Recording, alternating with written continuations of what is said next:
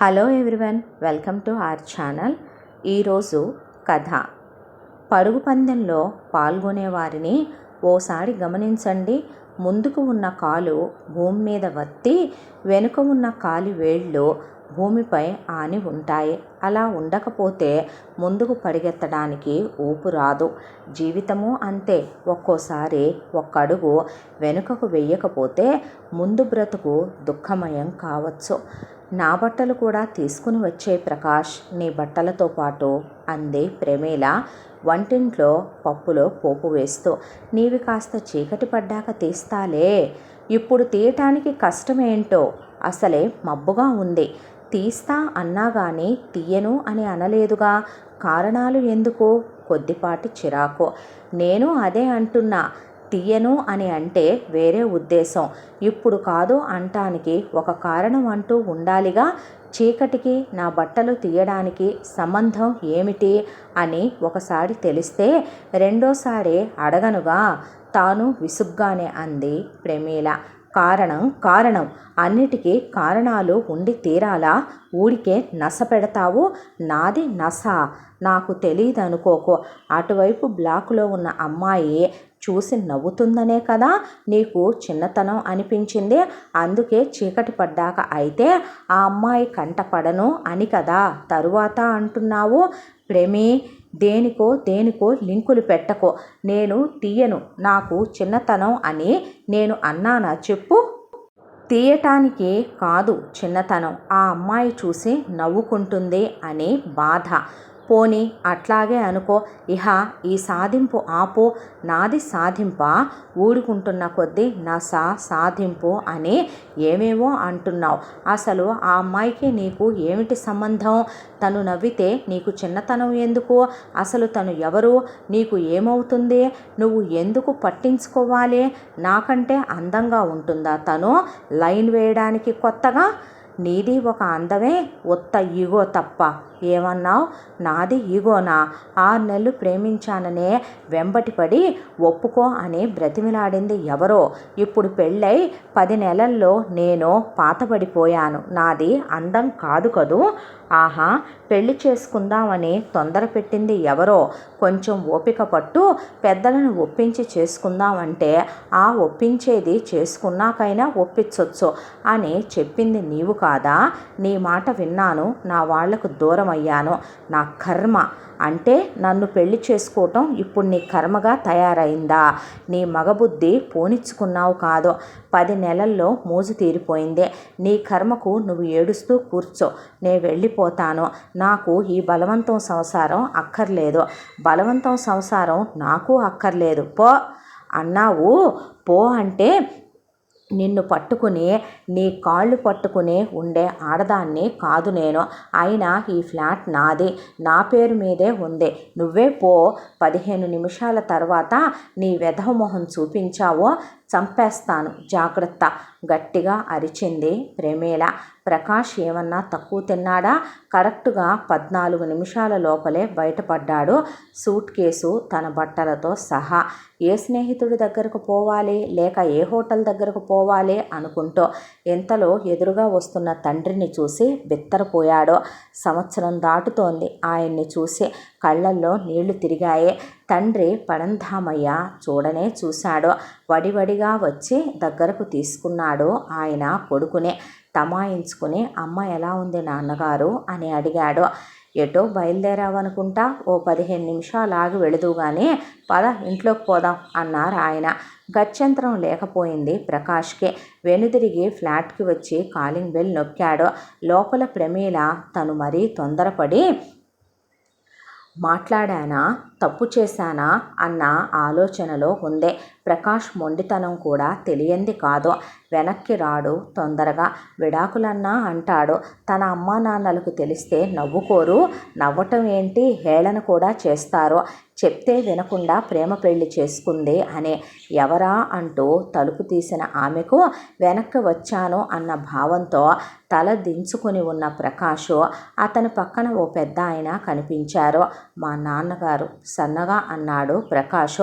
చటుక్కున వంగి కాళ్ళకి దండం పెట్టి లోపలికి రండి మామయ్య గారు అందామె. ఆచరించకపోయినా పట్టించుకోకపోయినా ఎంత నవనాగరికత ప్రభావానికి లోనైనా నరాల్లో జీర్ణించుకుపోయిన మన సాంప్రదాయం బయటపడక తప్పదో. ఆమె తల మీద చెయ్యి వేసి సుఖీభవ అంటూ లోపలికి నడిచారాయన.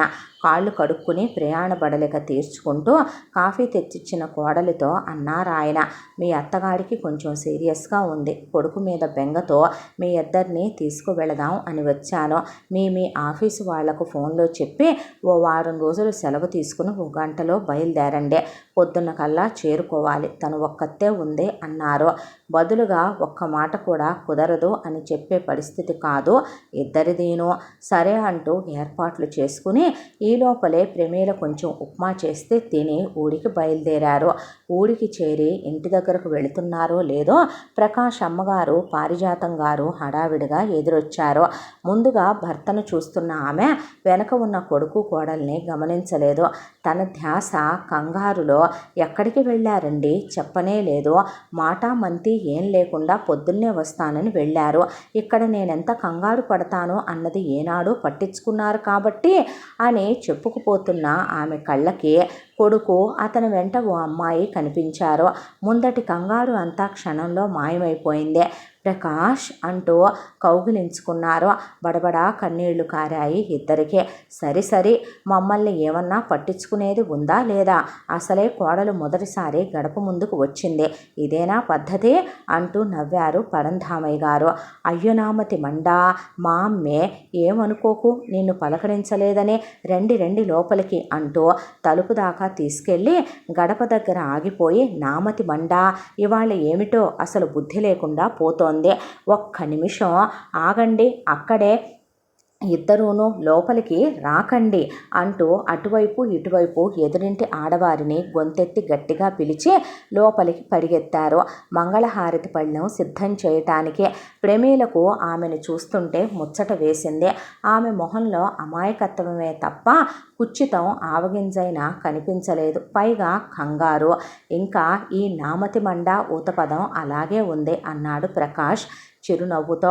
అతని మొహంలో సంతోషం కొట్టొచ్చినట్టుగా కనిపిస్తుంటే ఏమైతేనేమి, ముత్తైదువుల హారతి ఆర్భాటం అంతా ముగిసి లోపలికి వెళ్ళారు. గది లోపలికి వెళ్ళాక అప్పటిదాకా ముక్తసరిగా తప్పనిసరి అయితే తప్ప మాట్లాడని ప్రకాష్, అమ్మకు ఆరోగ్యం అంతా బాగానే ఉన్నట్లుంది, మరి నాన్నగారు అలా చెప్పారు అన్నాడు ప్రమీలతో. కానీ ప్రకాష్ మెల్లిగా తెలుస్తుందిగా, అమ్మయ్య మామూలుగా అవుతున్నాడు మెల్లిగా అని మనసులో అనుకుంటూ పరంధామయ్య గారు ఏవో సరుకులు తేవాలని బయటకు వెళ్ళారు.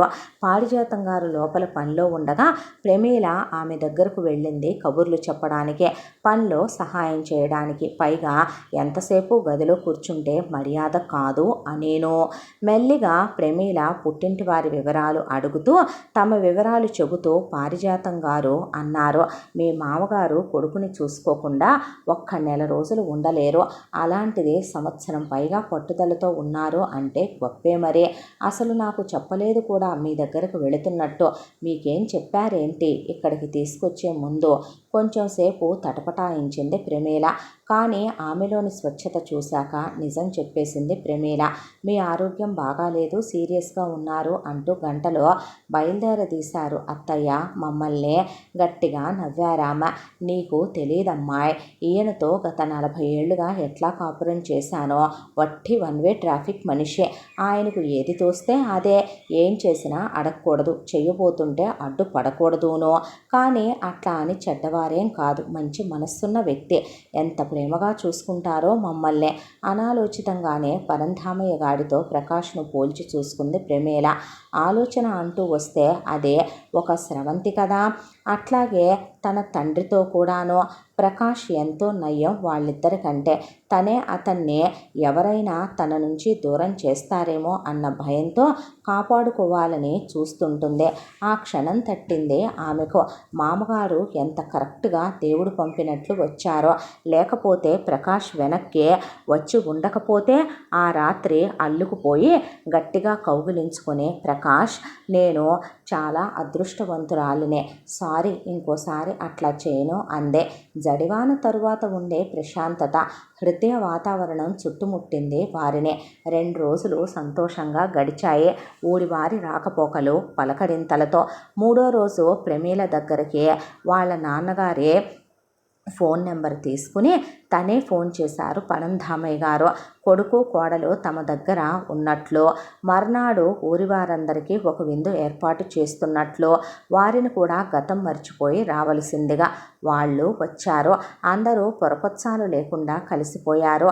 విందు చాలా బాగా సంతోషంగా జరిగింది. అందరూ వెళ్ళాక వియ్యంకుడిని, భార్యని, కొడుకు కోడల్ని ఒకచోట చేర్చి అన్నారు, మీరిద్దరూ వారానికి 2-3 సార్లు వాదించుకుంటున్నట్టు నాకు తెలుసు. మీ విషయాలు ఇప్పటినుంచి కాదు, మీ పెళ్లి రోజుల నుంచి తెలుసుకుంటూనే ఉన్నాను. ఎట్లా అని అడగకండి, ఎవరి ద్వారా అన్నది మీకు అనవసరం.